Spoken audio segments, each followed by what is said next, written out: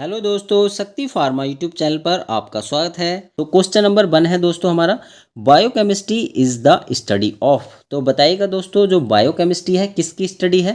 Option A है आपका physical properties of drug, B है chemical processing in living organism, C है plant classification and D है drug formulation. तो दोस्तों हमारा जो करेक्ट आंसर रहेगा ऑप्शन बी। ऑप्शन बी हमारा करेक्ट आंसर है। ठीक है, तो biochemistry is the study of chemical processing in living organism. ठीक है, तो ये आपको याद रखना है। चलिए अब हम नेक्स्ट क्वेश्चन की ओर चलते हैं।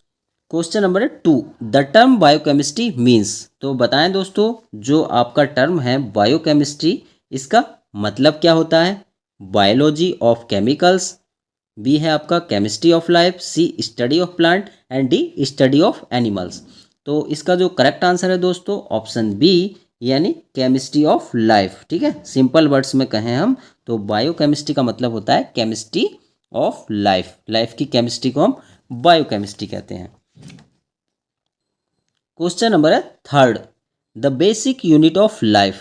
मोस्ट इंपॉर्टेंट दोस्तों क्वेश्चन है, काफ़ी इजी है बट कई बार एग्जाम में पूछ लिया जाता है। ठीक है, तो the basic unit of life, life की जो बेसिक यूनिट होती है दोस्तों वो क्या होती है। Option A tissue, B organ, C cell and D atom. तो हमारा जो करेक्ट आंसर है ऑप्शन सी, यानी सेल। ठीक है, तो सेल हमारा जो है करेक्ट आंसर रहेगा। ठीक है, तो याद रखिएगा दोस्तों, जो सेल है हमारी the basic unit of life होती है। ठीक है, चलिए अब हम नेक्स्ट क्वेश्चन की ओर चलते हैं। Question number 4, which of the following is not a biomolecules. तो बताइएगा दोस्तों, निम्न में से कौन बायोमोलिक्यूल्स नहीं है। ठीक है, तो ऑप्शन ए आपका कार्बोहाइड्रेट्स, ठीक है, बी है प्रोटीन्स, सी है लिपिड्स एंड डी है प्लास्टिक्स।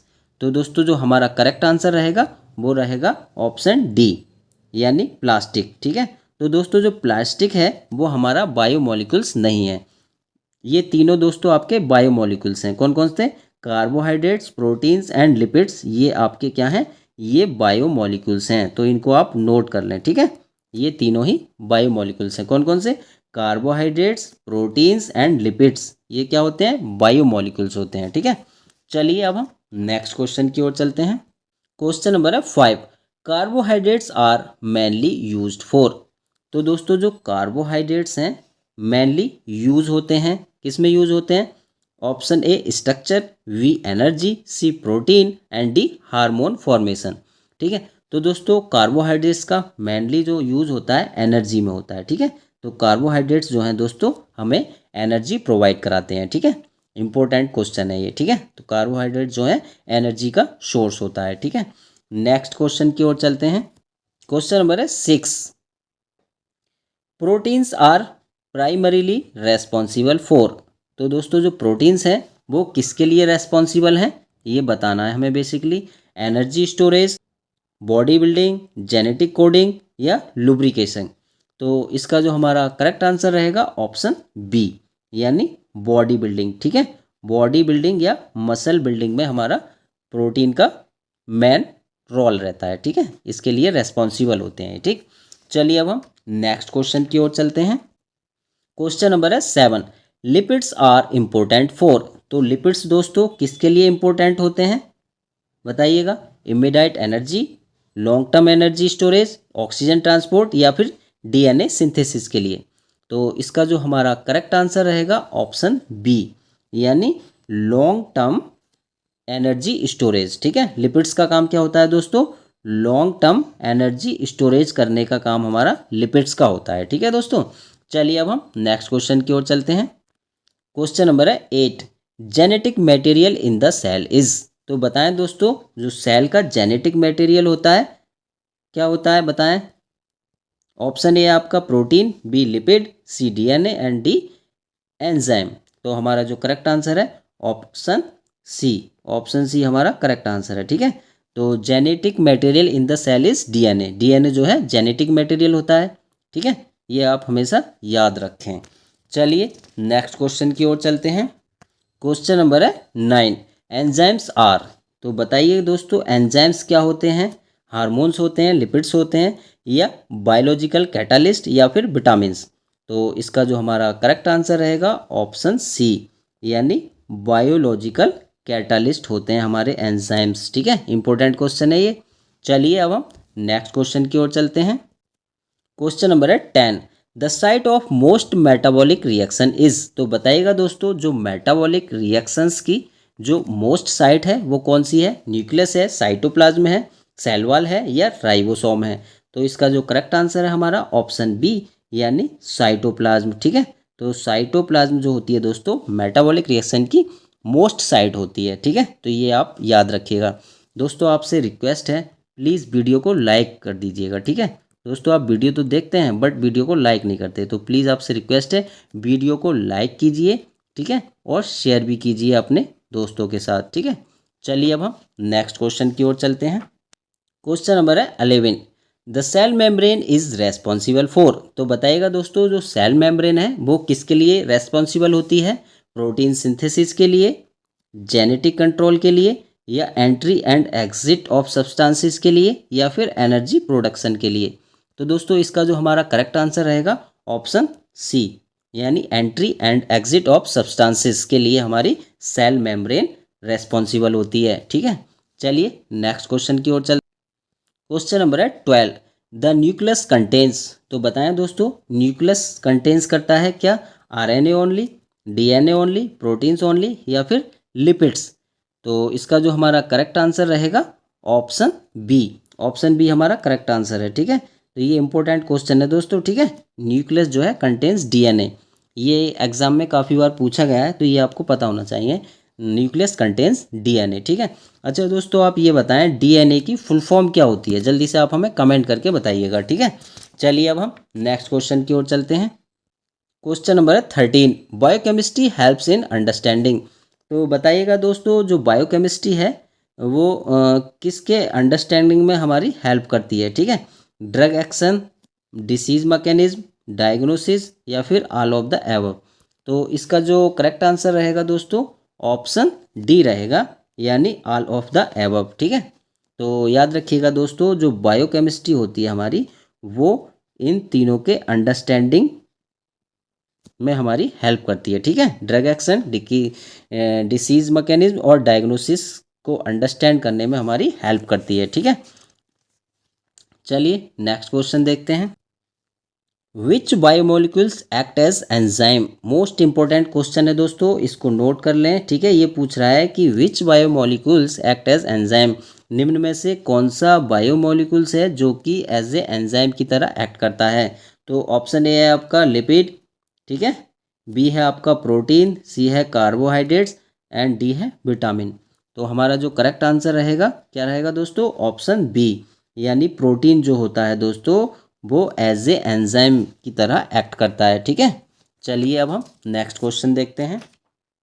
क्वेश्चन नंबर है 15, विटामिन आर रिक्वायर्ड फॉर। ठीक है, तो बताइएगा दोस्तों, विटामिन जो होते हैं किसके लिए रिक्वायर्ड होते हैं? एनर्जी स्टोरेज के लिए रिक्वायर्ड होती है विटामिन, या फिर रेगुलेशन ऑफ बॉडी फंक्शंस के लिए, स्ट्रक्चर के लिए, या फिर ट्रांसपोर्ट के लिए? तो इसका जो करेक्ट आंसर रहेगा दोस्तों हमारा ऑप्शन बी। ठीक है, तो ये इंपॉर्टेंट क्वेश्चन है दोस्तों, जो बॉडी फंक्शंस होते हैं उनको रेगुलेट करने के लिए हमें विटामिन्स की ज़रूरत होती है। ठीक है, तो ये इंपॉर्टेंट पॉइंट है हमारा। चलिए अब हम नेक्स्ट क्वेश्चन की ओर चलते हैं। क्वेश्चन नंबर है 16, क्लिनिकल बायोकेमिस्ट्री डील्स विद। तो बताएं दोस्तों, जो क्लिनिकल बायोकेमिस्ट्री है वो किसके साथ डील्स करती है? प्लांट एनाटॉमी के साथ, anatomy, animal classification, laboratory diagnosis, या ड्रग मैन्युफैक्चरिंग? तो इसका जो करेक्ट आंसर रहेगा दोस्तों ऑप्शन सी, यानी लेबोरेटरी डायग्नोसिस के साथ डील्स करती है। ठीक है, चलिए नेक्स्ट क्वेश्चन देखते हैं। क्वेश्चन नंबर है 17, biochemistry is closely related to. तो बताएं दोस्तों, जो बायोकेमिस्ट्री है किससे क्लोजली रिलेटेड है? ऑप्शन ए है आपका फार्माकोलॉजी, बी है पैथोलॉजी, सी है मेडिसिन, एंड डी है ऑल ऑफ द एबव। तो इसका जो करेक्ट आंसर रहेगा हमारा ऑप्शन डी रहेगा। ठीक है, all of the above. All of the above हमारा करेक्ट आंसर हो जाएगा। ठीक है, तो बायोकेमिस्ट्री जो है दोस्तों क्लोजली रिलेटेड है तीनों के साथ ही। ठीक है, फार्माकोलॉजी, पैथोलॉजी एंड मेडिसिन, इन तीनों के क्लोजली रिलेटेड है। ठीक है, चलिए नेक्स्ट क्वेश्चन देखते हैं। क्वेश्चन नंबर है 18, which is not a function of protein. तो बताइएगा दोस्तों निम्न में से प्रोटीन का फंक्शन कौन सा नहीं है, ठीक है। Enzyme activity, structural role, genetic storage, transport. तो इसका जो हमारा करेक्ट आंसर हो जाएगा दोस्तों जेनेटिक स्टोरेज।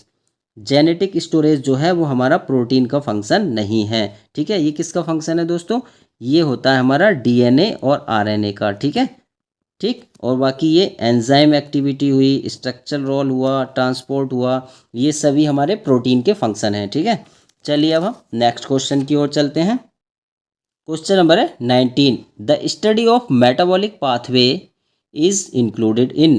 तो बताइएगा दोस्तों जो मेटाबॉलिक पाथवे की स्टडी होती है उसमें क्या क्या इंक्लूड है। ऑप्शन ए है आपका फिजिक्स, बी है biochemistry, C botany and D zoology.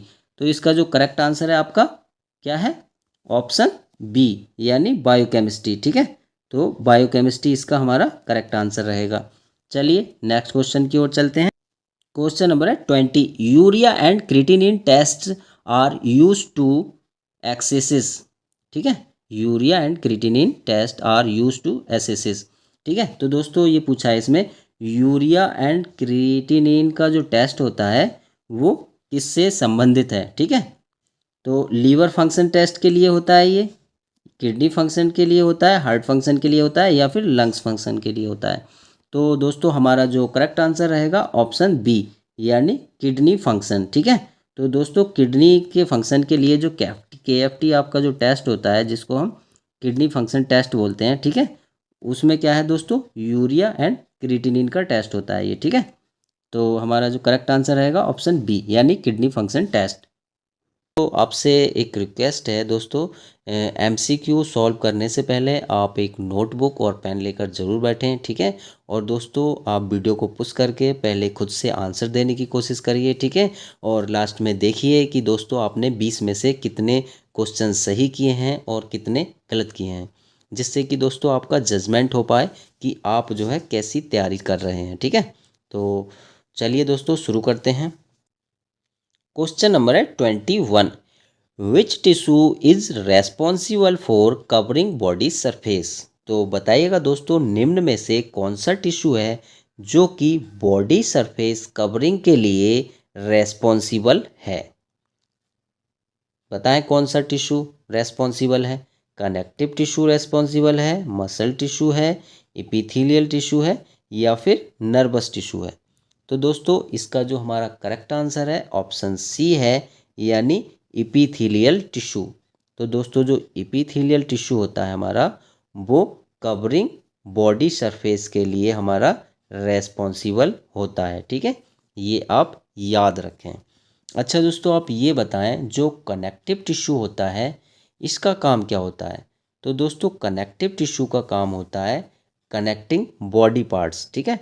Body parts को कनेक्टिंग करने का काम जो होता है वो किसका होता है, तो वो होता है हमारा कनेक्टिव टिश्यू का, ठीक है। Got it. कनेक्टिव टिश्यू का क्या क्या होता है, कनेक्ट बॉडी पार्ट्स। और नेक्स्ट है आपका मसल टिश्यू। तो दोस्तों मसल टिश्यू का जो मेन फंक्शन होता है वो क्या होता है, मूवमेंट, ठीक है। ये जो आपका रेस्पॉन्सिबल होता है किसके लिए, मूवमेंट के लिए, ठीक है। तो याद रखें आपका जो मसल टिश्यू होता है वो मूवमेंट के लिए रेस्पॉन्सिबल होता है। और दोस्तों नर्वस टिश्यू किसके लिए रेस्पॉन्सिबल होता है, तो जो नर्वस टिश्यू आपका रेस्पॉन्सिबल होता है वो होता है दोस्तों ट्रांसमिटेड इम्पल्सिस, ठीक है। याद रखेंगे ट्रांसमिटेड इम्पल्सिस के लिए जो आपका ये होता है नर्वस टिश्यू, ठीक। तो ये आप याद रखें। चलिए अब हम नेक्स्ट क्वेश्चन की ओर चलते हैं।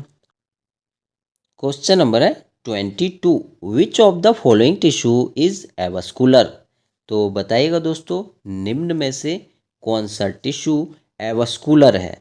एवास्कुलर का मतलब होता है दोस्तों नो ब्लड वेसल्स, ठीक है, जिसमें से कि कोई ब्लड वेसल्स नहीं होती है, नो ब्लड वेसल्स, ठीक है, याद रखिए। तो इसका जो करेक्ट आंसर होगा दोस्तों वो होगा ऑप्शन सी यानी इपिथेलियल टिश्यू। इपिथेलियल टिश्यू हमारा करेक्ट आंसर हो जाएगा। ठीक है, इसमें दोस्तों कोई ब्लड वेसल्स नहीं होती है। ठीक है, चलिए अब हम नेक्स्ट क्वेश्चन की ओर चलते हैं। क्वेश्चन नंबर है 23।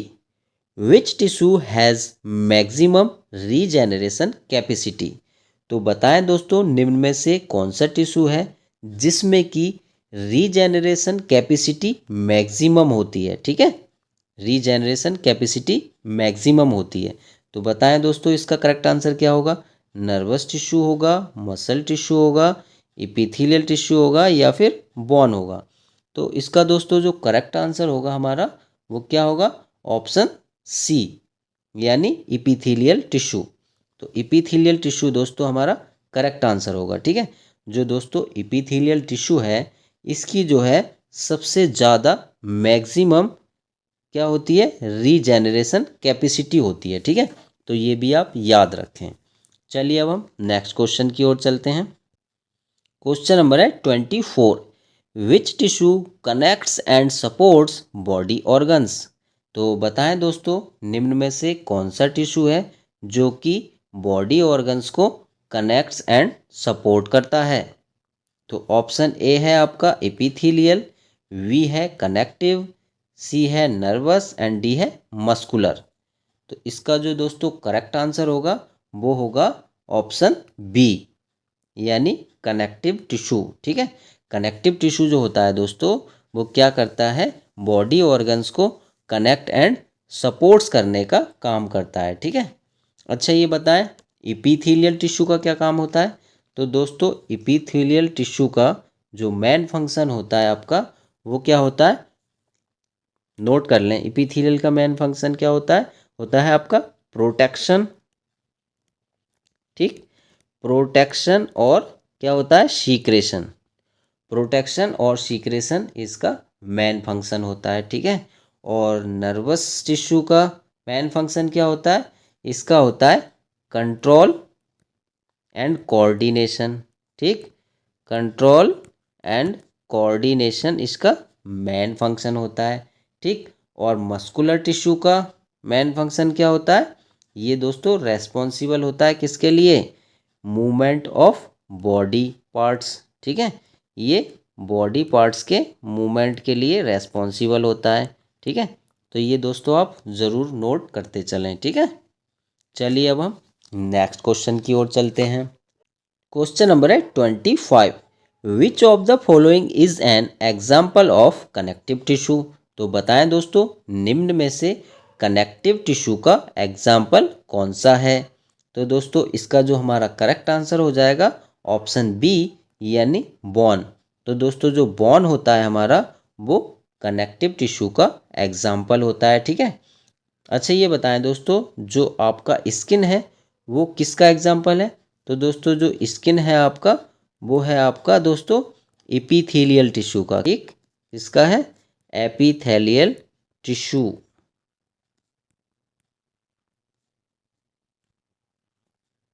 अच्छा ब्रेन बताइए दोस्तों किसका एग्जाम्पल है। तो ब्रेन जो होता है दोस्तों ये होता है आपका नर्वस टिश्यू का। ठीक, और मसल जो होता है दोस्तों ये किसका होता है, तो ये होता है दोस्तों एग्जाम्पल मसल टिश्यू का।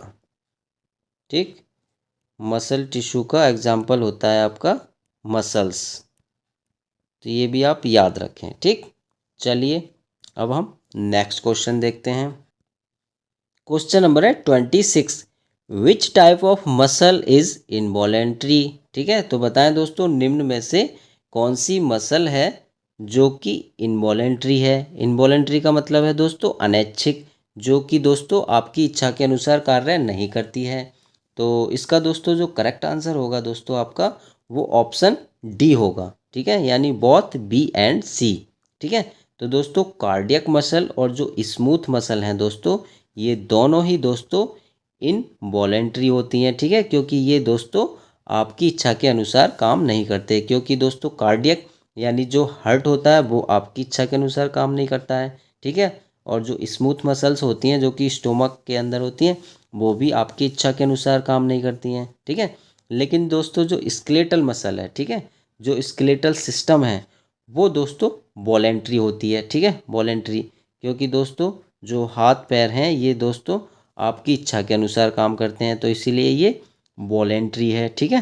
तो ये भी दोस्तों आप याद रखें, ठीक। और दोस्तों ये जो तीनों हैं आपकी स्केलेटल मसल, ठीक है, कार्डियक मसल और स्मूथ मसल, ये दोस्तों ये किसके टाइप हैं, ये मसल टिश्यू के टाइप हैं, ठीक है। जो मसल टिश्यू होते हैं आपके वो बेसिकली 3 टाइप्स के होते हैं। कौन कौन से? स्केलेटल मसल, कार्डियक मसल और स्मूथ मसल, ठीक है। तो ये भी आपको याद रखना है। चलिए अब हम नेक्स्ट क्वेश्चन की ओर चलते हैं। क्वेश्चन नंबर है 27। Which tissue is responsible for movement of the body? तो बताएं दोस्तों निम्न में से कौन सा टिश्यू है जो कि बॉडी के मूवमेंट के लिए रेस्पॉन्सिबल होता है, ठीक है। नर्वस टिश्यू होता है, कनेक्टिव टिश्यू होता है, मसल टिश्यू होता है या फिर इपिथेलियल टिश्यू होता है, ठीक है। तो दोस्तों इसका जो करेक्ट आंसर होगा दोस्तों वो होगा हमारा ऑप्शन सी, ठीक है। जो मसल टिश्यू है दोस्तों वो बॉडी मूवमेंट के लिए रेस्पॉन्सिबल होता है, ठीक है। ये हम आपको बता चुके हैं, ठीक है। चलिए अब हम नेक्स्ट क्वेश्चन की ओर चलते हैं। क्वेश्चन नंबर है 28। विच टिश्यू ट्रांसमिट्स नर्व इम्पल्सिस?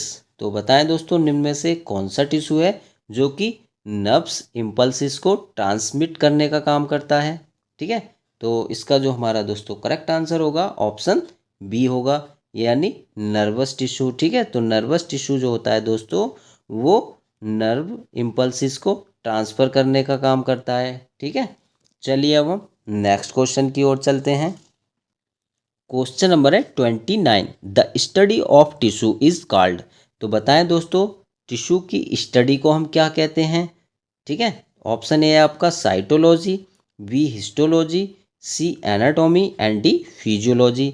तो इसका दोस्तों जो करेक्ट आंसर होगा हमारा ऑप्शन बी होगा, यानी हिस्टोलॉजी, ठीक है। तो याद रखिएगा the study of tissue, tissue के अध्ययन को हम क्या कहते हैं, हिस्टोलॉजी। अच्छा दोस्तों साइटोलॉजी किसके अध्ययन को कहते हैं हम? तो साइटोलॉजी कहते हैं दोस्तों स्टडी ऑफ सेल्स, ठीक है। ये आपको पता होना चाहिए, study of cells is called cytology, ठीक। एनाटॉमी के अंतर्गत हम क्या स्टडी करते हैं? तो एनाटॉमी के अंतर्गत दोस्तों हम जो बॉडी के ऑर्गन्स होते हैं उसके स्ट्रक्चर का अध्ययन करते हैं। किसका? स्ट्रक्चर का। तो ये भी हमें पता होना चाहिए, ठीक है। स्कोप ऑफ एनाटॉमी में हम आपको बता चुके हैं, ठीक है। और फिजियोलॉजी में क्या आता है दोस्तों? Study of function of body parts. तो जो बॉडी पार्ट्स होते हैं उनके फंक्शंस के बारे में हम फिजियोलॉजी के बारे में फिजियोलॉजी में क्या करते हैं, स्टडी करते हैं, ठीक है। चलिए अब नेक्स्ट क्वेश्चन देखते हैं। क्वेश्चन नंबर है 30। Which of the following is not a function of epithelial tissue? तो बताएं दोस्तों निम्न में से कौन सा इपिथेलियल टिश्यू का फंक्शन नहीं है, ठीक है।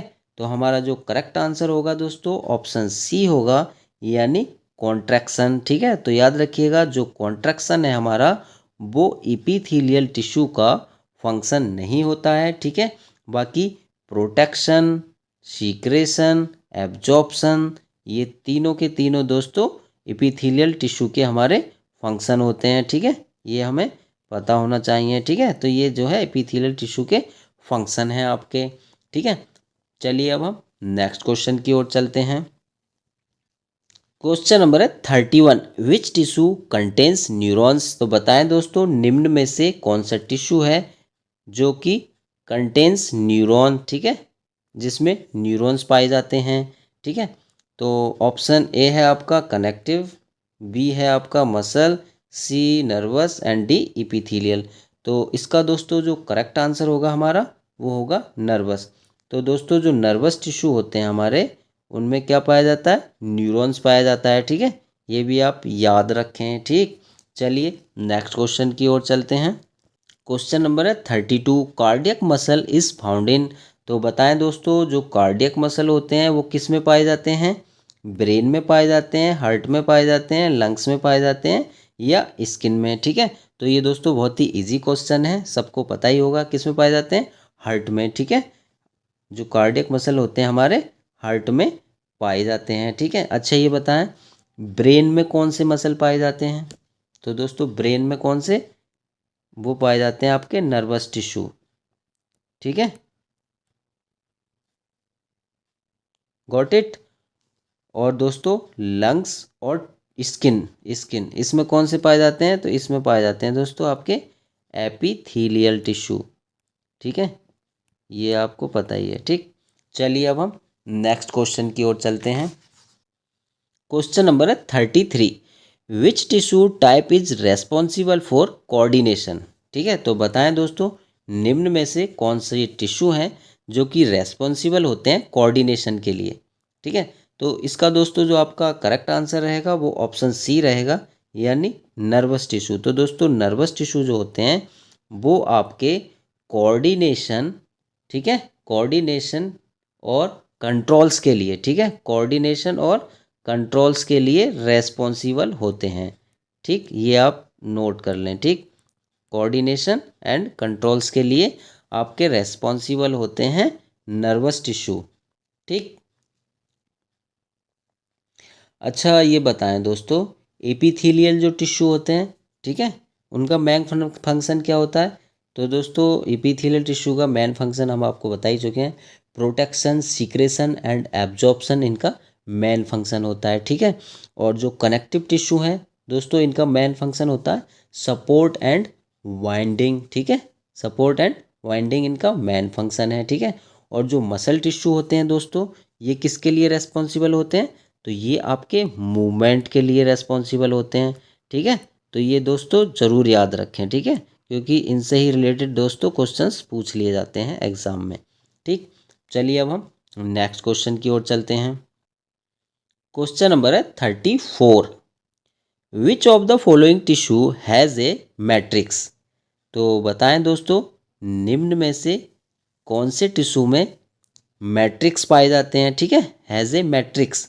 तो इसका दोस्तों जो करेक्ट आंसर रहेगा हमारा वो रहेगा ऑप्शन बी, यानी कनेक्टिव टिश्यू। ठीक है, तो जो कनेक्टिव टिश्यू है दोस्तों इसका जो कंपोनेंट होता है वो क्या होता है, मैट्रिक्स होता है। ठीक है, तो दोस्तों ये बताइएगा जो आपका कनेक्टिव टिश्यू है इसके कंपोनेंट्स और कौन कौन से होते हैं।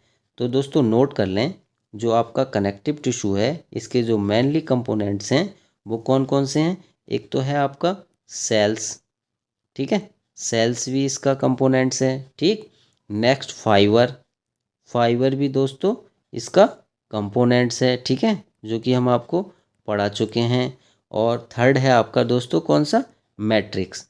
ठीक है, तो ये दोस्तों हमें इनके कंपोनेंट्स भी पते होने चाहिए। ठीक है, तो कनेक्टिव टिश्यू के कौन कौन से कंपोनेंट्स होते हैं, सेल्स, फाइबर्स एंड मैट्रिक्स। ठीक है, तो इनको आप याद रखें। चलिए नेक्स्ट क्वेश्चन की ओर चलते हैं। क्वेश्चन नंबर है 35, which tissue is also called excitable tissue. ठीक है, तो बताइएगा दोस्तों निम्न में से कौन से टिश्यू को हम एक्साइटेबल टिश्यू के नाम से भी जानते हैं। तो इसका दोस्तों जो करेक्ट आंसर होगा हमारा ऑप्शन सी होगा, यानी मसल एंड नर्वस टिश्यू। ठीक है, तो दोस्तों मसल एंड नर्वस टिश्यू जो होते हैं हम उनको एक्साइटेबल टिश्यू के नाम से भी जानते हैं। ठीक है, तो ये भी हमें पता होना चाहिए। ठीक है, चलिए अब हम नेक्स्ट क्वेश्चन की ओर चलते हैं। क्वेश्चन नंबर है 36, smooth muscles is found in. तो बताएं दोस्तों जो स्मूथ मसल होती है वो किस में पाई जाती है। तो इसका दोस्तों जो हमारा करेक्ट आंसर होगा वो होगा ऑप्शन सी। तो दोस्तों जो इंटरनल ऑर्गन्स होते हैं उनमें क्या पाई जाती है, स्मूथ मसल्स पाई जाती है। ठीक है, अच्छा दोस्तों जो बोन्स होती हैं, ठीक है, ये किस में पाई जाती हैं।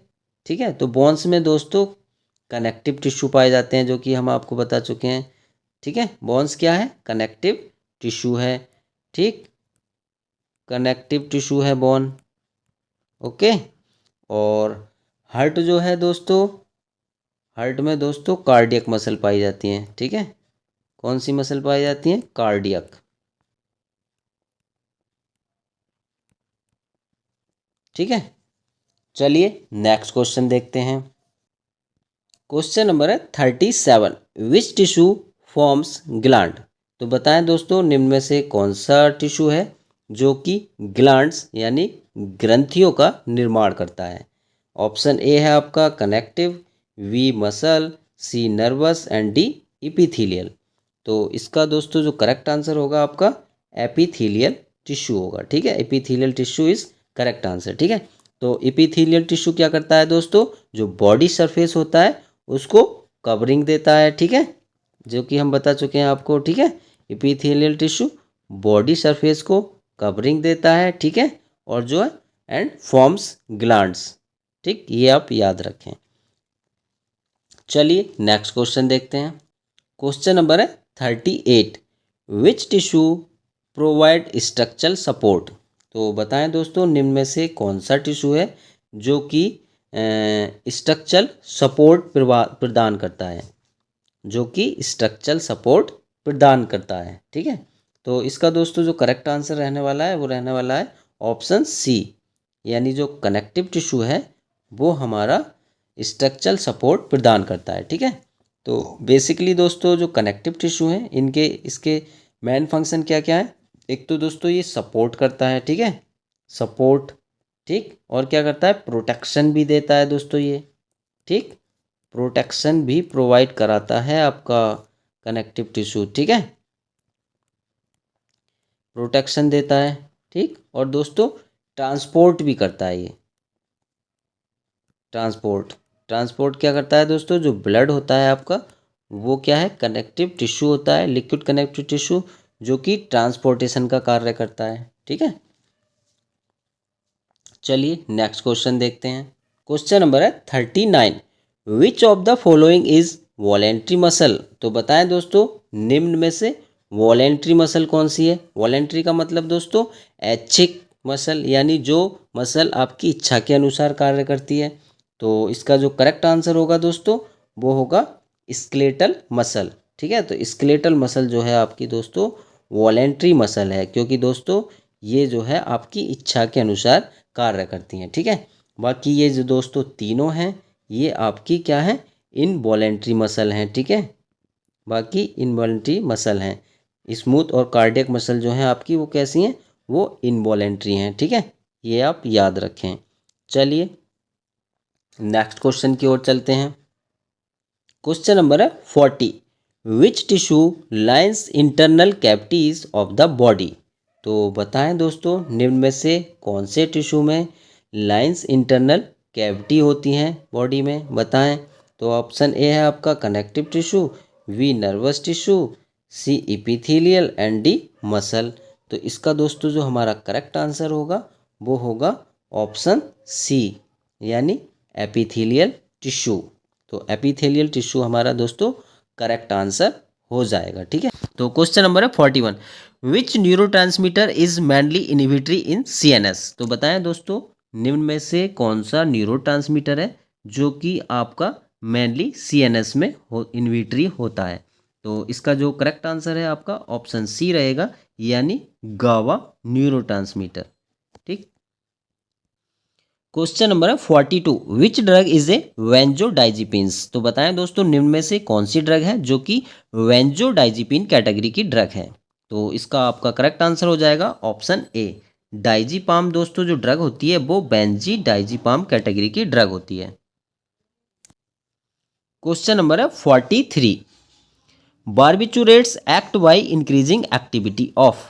तो बताइएगा दोस्तों जो बार्बिचूरेट्स ड्रग होती है वो किसकी एक्टिविटी को इंक्रीज कर देती है। तो इसका जो करेक्ट आंसर होगा आपका ऑप्शन बी होगा, यानी गावा। तो दोस्तों जो बार्बिचूरेट्स होती हैं वो आपके क्या करती हैं, गावा की एक्टिविटी को इंक्रीज कर देती हैं। क्वेश्चन नंबर है 44, which drug is used as general anaesthetics. तो बताएं दोस्तों निम्न में से कौन सी ड्रग है जिसका यूज हम जनरल एनेस्थेटिक के रूप में करते हैं। तो इसका दोस्तों जो करेक्ट आंसर हो जाएगा आपका ऑप्शन ए हो जाएगा, यानी प्रोपोफॉल। तो ऑप्शन ए हमारा जो है करेक्ट आंसर हो जाएगा।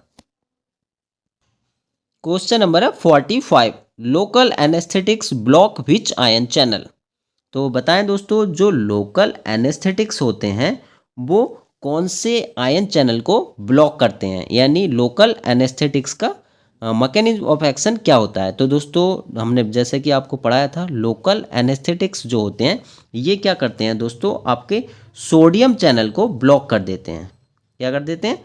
सोडियम चैनल को ब्लॉक कर देते हैं। और क्या करते हैं, नर्व जो इम्पल्स होता है आपका, ठीक है, नर्व इम्पल्स, इसको क्या करते हैं, स्टॉप कर देते हैं। ठीक है, याद रखना है आपको। क्वेश्चन नंबर है 46, विच ड्रग इज ओपोइड एनाल्जेसिक? तो बताएं दोस्तों निम्न में से कौन सी ड्रग है जो कि ओपोइड एनाल्जेसिक है? तो आपका जो करेक्ट आंसर हो जाएगा ऑप्शन ए हो जाएगा कोडीन। कोडीन जो होती है दोस्तों वो आपकी ओपोइड एनाल्जेसिक कैटेगरी की ड्रग होती है। Question number 47, major side effect of opioid is? तो ओपोइड जो ड्रग होती हैं दोस्तों इसका मेजर साइड इफेक्ट क्या होता है? तो इसका मेजर साइड इफेक्ट होता है दोस्तों रेस्पिरेटरी डिप्रेशन। ठीक है, तो ऑप्शन बी आपका करेक्ट हो जाएगा। ठीक है, तो दोस्तों जो ओपोइड ड्रग्स होती हैं इनका साइड इफेक्ट क्या होता है? रेस्पिरेटरी को डिप्रेशन करती हैं। ठीक है, और दोस्तों ये हैबिट फॉर्मिंग ड्रग्स होती हैं, इनकी लत भी लग सकती है। क्वेश्चन नंबर है 48, एंटी साइकोटिक मेनली ब्लॉक? तो दोस्तों जो एंटी साइकोटिक ड्रग्स होती हैं वो मेनली किसको ब्लॉक करती हैं? तो इसका जो करेक्ट आंसर रहेगा आपका ऑप्शन बी रहेगा, यानी डोपामाइन। ठीक है, तो एंटी साइकोटिक ड्रग क्या करती हैं, डोपामाइन को दोस्तों ब्लॉक कर देती हैं। Question number 49, which drug is used in schizophrenia? तो बताएं दोस्तों निम्न में से कौन सी ड्रग है जिसका यूज हम सीजोफ्रेनिया में करते हैं? तो हमारा करेक्ट आंसर रहेगा ऑप्शन ए, यानी क्लोरप्रोमाजीन जो ड्रग होती है उसका यूज हम सीजोफ्रेनिया में करते हैं। क्वेश्चन नंबर है 50, सीएनएस स्टिमुलेंट्स इंक्रीज? तो बताएं दोस्तों जो सेंट्रल नर्वस सिस्टम स्टिमुलेंट्स होती हैं जो ड्रग, वो किसको इंक्रीज करती हैं? तो आपका जो करेक्ट आंसर रहेगा ऑप्शन बी रहेगा। ठीक है, अलर्टनेस। तो दोस्तों जो सीएनएस स्टिमुलेंट्स जो ड्रग होती हैं दोस्तों वो अलर्टनेस को इंक्रीज करती हैं, यानी आपकी जो ब्रेन की जो एक्टिविटी है उसको इंक्रीज करने का काम करती हैं आपकी सीएनएस स्टिमुलेंट्स ड्रग। दोस्तों आज की क्लास कैसी लगी प्लीज़ कमेंट जरूर कीजिएगा। अगर आपको इस क्लास का पीडीएफ चाहिए तो हमारे टेलीग्राम ग्रुप को ज्वाइन कीजिए, लिंक आपको डिस्क्रिप्शन बॉक्स में मिल जाएगा। दोस्तों अगर आपने अभी तक हमारा चैनल सब्सक्राइब नहीं किया है तो प्लीज़ चैनल को सब्सक्राइब कीजिएगा और वीडियो को लाइक एंड शेयर करना नहीं भूलिएगा। सो प्लीज़ दोस्तों stay healthy and take care. Thank you for watching.